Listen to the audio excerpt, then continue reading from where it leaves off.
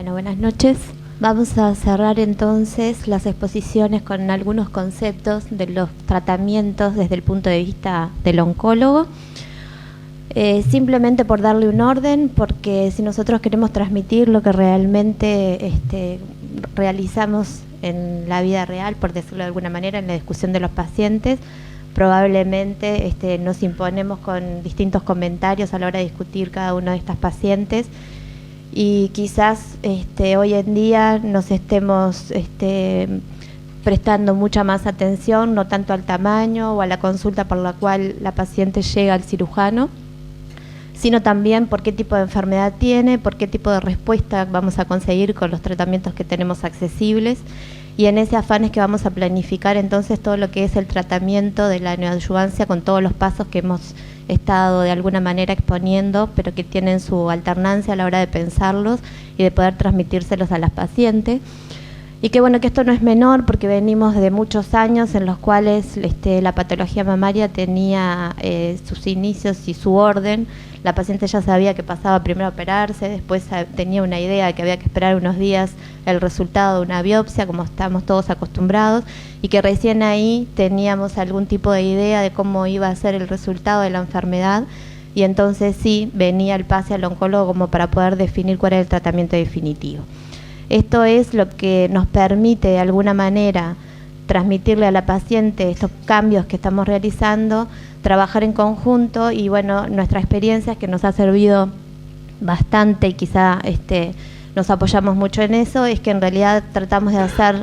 o hacemos la consulta en el abordaje inicial de la paciente en un equipo que es multidisciplinario desde el inicio, en el cual la paciente ya tiene el primer contacto con los distintos referentes del servicio y bueno, de esa forma cada uno le puede explicar el punto de vista con mayor o menor profundidad según lo requiera. Entonces, simplemente creemos importante transmitir algunos conceptos generales que ya los hemos venido hablando entre todos, pero bueno, el tratamiento multimodal del cáncer de mama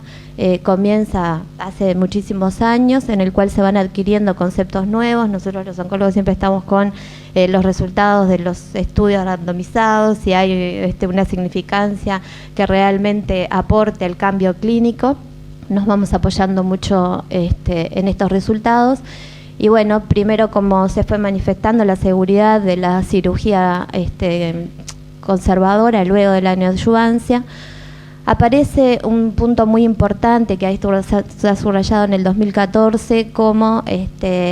la respuesta completa patológica frente a lo que es el pronóstico de la paciente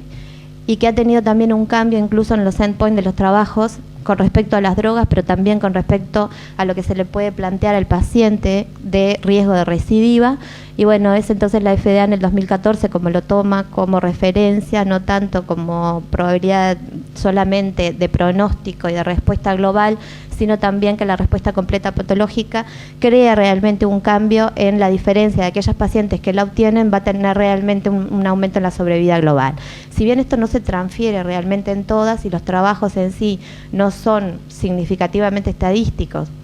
en ese punto, cuando se hace el análisis por subgrupo de esa respuesta que se obtuvo como respuesta completa patológica, eso sí está bien demostrado y esas pacientes viven más. Entonces, desde ese punto de vista, bueno,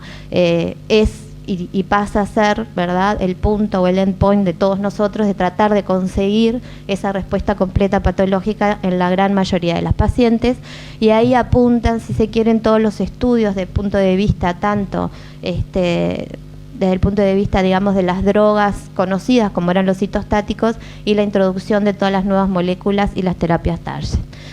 En el año 2017 y 2018, que es bastante reciente, comienza un nuevo concepto que es la enfermedad residual luego de la neoadyuvancia, porque antes hacíamos la neoadyuvancia, sabíamos que el paciente iba a la cirugía y de ahí en más todos los tratamientos eran iguales. Entonces, de alguna manera nos quedaba la pregunta de por qué hacemos la neoadyuvancia, siempre enfocados a tratar de hacer una disminución del tamaño tumoral, que sin duda era la indicación, porque fueron las primeras indicaciones de la neoadyuvancia, pero bueno,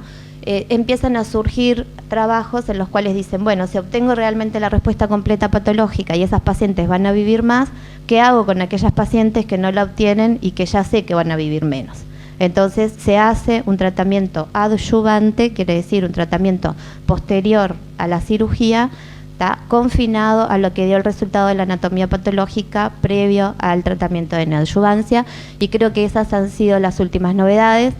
El St. Gallen de este año hizo mucho hincapié en este tipo de estudios. Hoy en día hay muchísimos trabajos con distintas drogas y no solo citostáticos, como decíamos, se ha incluido la inmunoterapia, las dobles y triples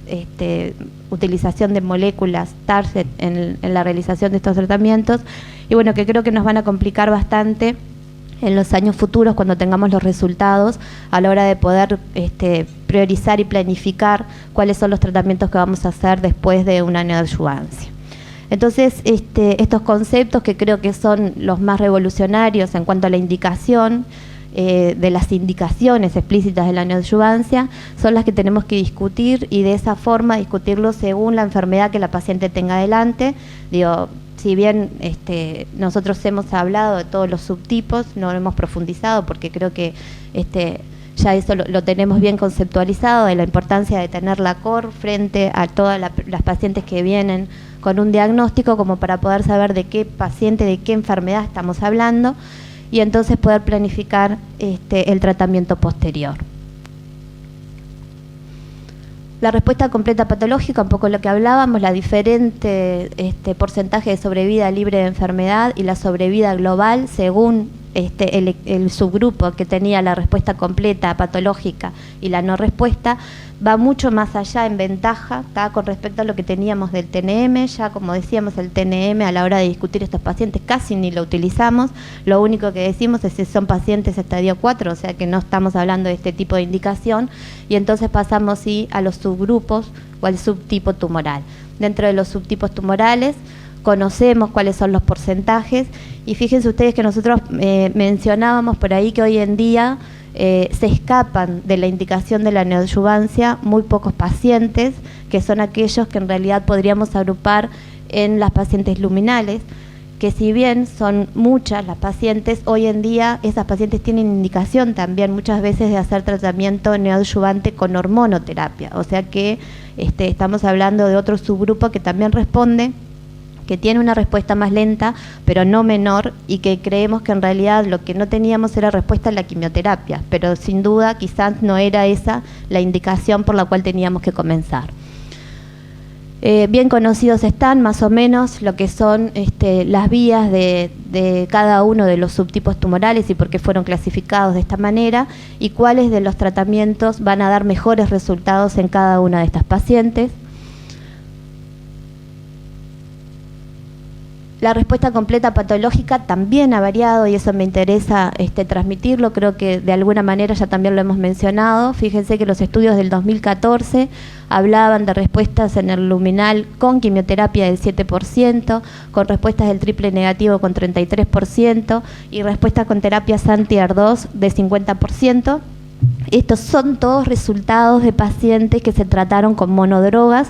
o con drogas que se usaban antiguamente, cuando se fueron combinando de otra manera, o con lo que se obtenían mejor respuesta completa patológica, que surgen de lo que fueron los estudios que llevaron a cabo con el endpoint como respuesta completa patológica. Quiere decir que simplemente buscaban la paciente que respondía más, de eso se obtuvieron las drogas que dieron más respuesta, y ahí recién se introducen dentro del resto de los estudios como para buscar respuesta global y sobrevida a largo plazo.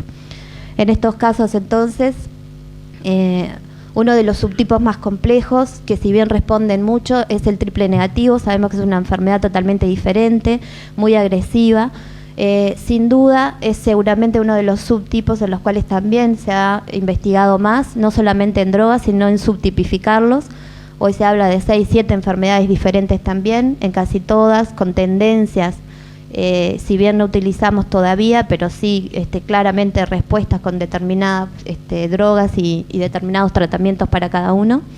El estándar hoy en día, muy probablemente por muy poco tiempo más, sigue siendo la combinación de adriamicina y un plan que tenga taxanos,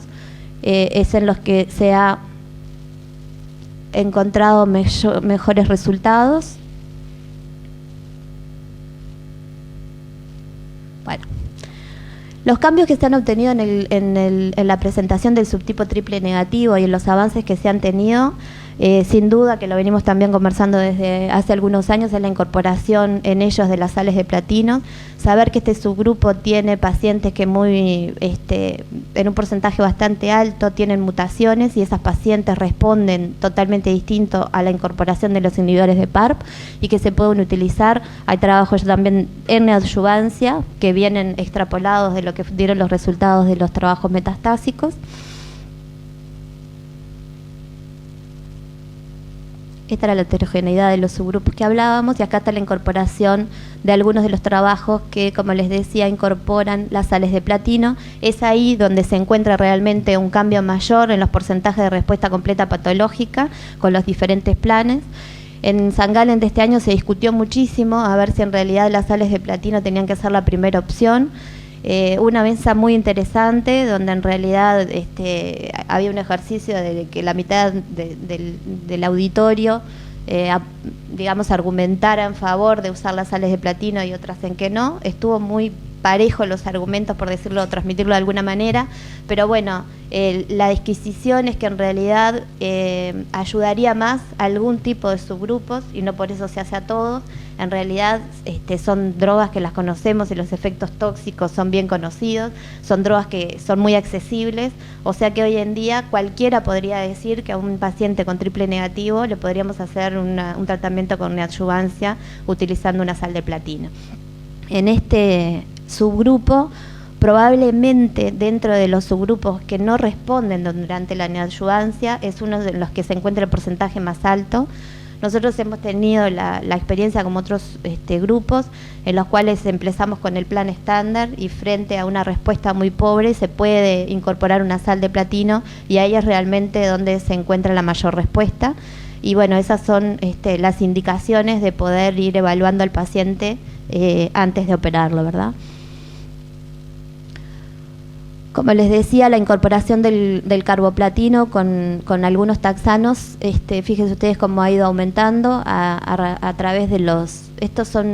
casi todos son estudios alemanes del doctor Bondmann-Coix, que es uno de los que se ha dedicado más en realidad a la neoadyuvancia en triple negativo.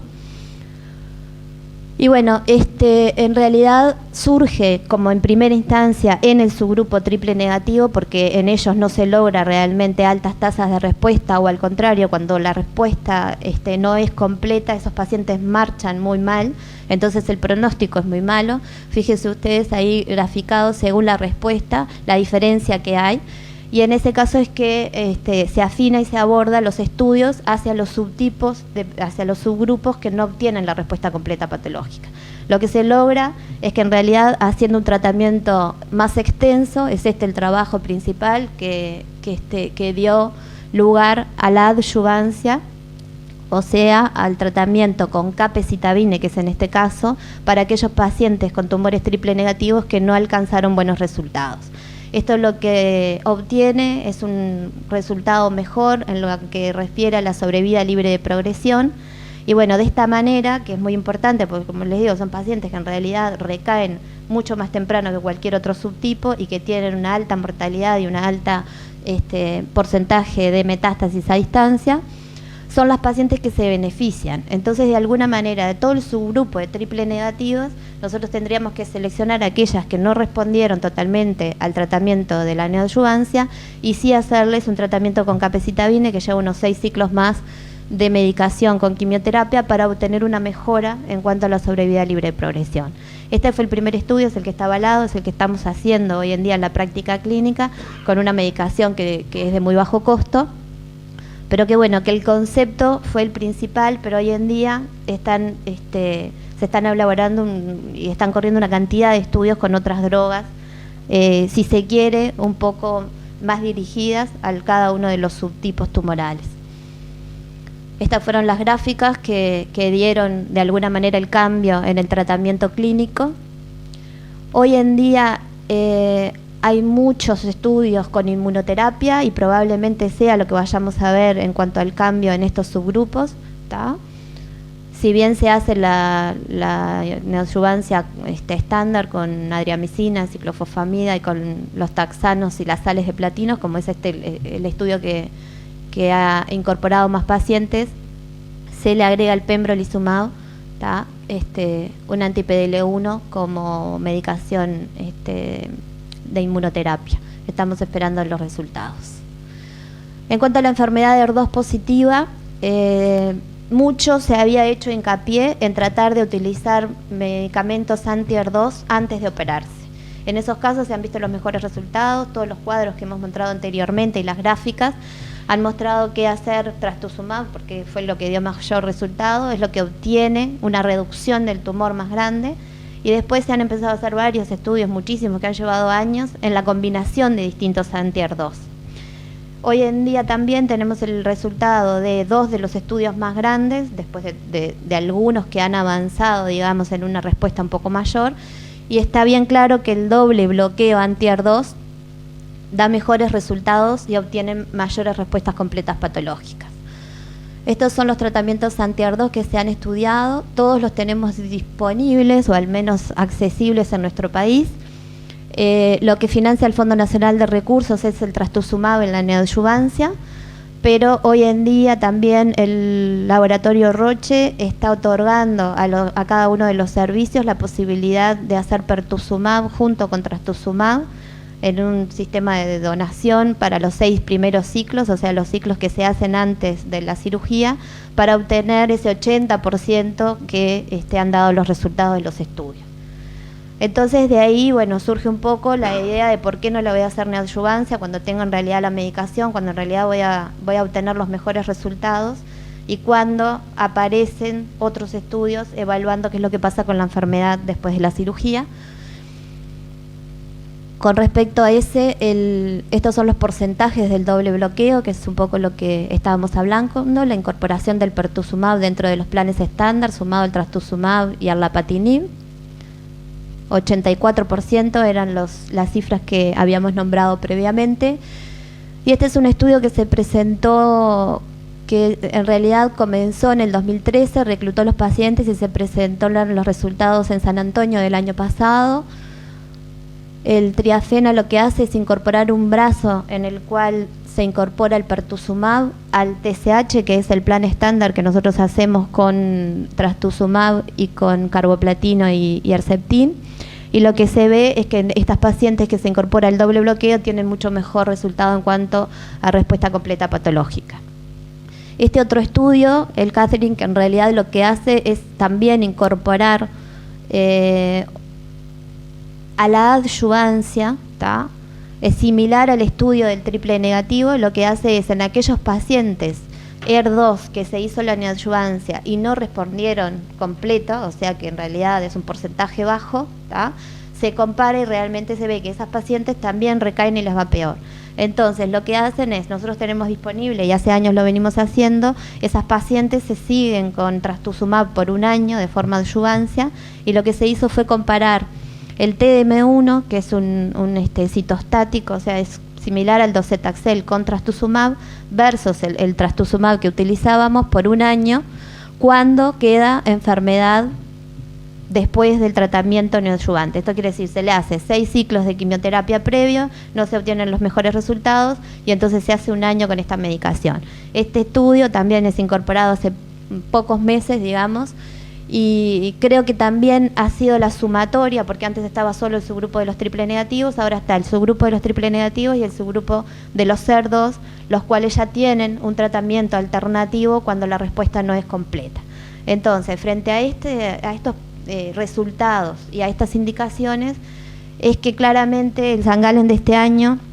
expone y aconseja de esa forma que todas las pacientes que tienen una enfermedad HER2 positiva o una enfermedad triple negativa con un tumor que sea mayor de 2 centímetros, independientemente de la axila y o axila positiva, deberían ir a un tratamiento neoadyuvante con drogas específicas para este tipo de pacientes, ¿tá? Entonces, bueno, dejamos de alguna manera los estadios 2 para pasar al estadio 1 en la indicación de la neoadyuvancia. Y bueno, después viene todo un capítulo que es de los luminales, en los cuales, como se estuvo de alguna manera profundizando tanto en lo que son las terapias anti-HER2, se empezó a ver qué pasaba con las terapias luminales previas a la cirugía. Lo que se ve es que en realidad los resultados son muy bajos cuando se hace quimioterapia, pero que son tumores que, como tienen una enfermedad muy respondedora a las hormonas, sí responden a los tratamientos hormonales. Y hay varios estudios también con hormonoterapia neoadyuvante. Lo que hay para destacar es que en realidad debemos esperar un poco más, que el equipo debe evaluar a estas pacientes de forma más lenta. De por sí tienen una agresividad mucho más baja, son pacientes que por lo general no progresan bajo los tratamientos, pero que tienen una respuesta, o esa respuesta completa que nosotros esperamos se obtiene al menos después de los 6 meses de tratamiento. O sea que bueno, esas son conceptos que tenemos que saber para poder transmitirle también al paciente que la cirugía se va de alguna manera a diferir un tiempo más prolongado, y sin duda que el análisis clínico e imagenológico debe existir durante el tratamiento, como para saber que estamos de alguna manera por el buen camino de los resultados. Como mensajes finales, la opción de que los tumores T2, HER2 positivos y triple negativos deberían de alguna manera tenerse en consideración para discutirlos en neoadyuvancia, por supuesto los N positivos. Dirigir la terapia por subtipo molecular, o sea, incluir de todos estos que hemos hablado, los planes que se obtienen con mayor resultado, y tratar de incorporarlos desde el día 1, o sea, no vale la pena empezar con una quimioterapia y decir, bueno, si después me viene el FISH positivo, por el ciclo 4 le agrego el trastuzumab, porque no tenemos los mismos resultados. Estos casi todos son estudios que se hacen 8 ciclos de quimioterapia o 6 con la medicación previa, y que bueno, que del resultado de la respuesta posterior a la neoadyuvancia vamos a poder dirigir de alguna manera la elección del tratamiento adyuvante. Sí, muchísimas gracias.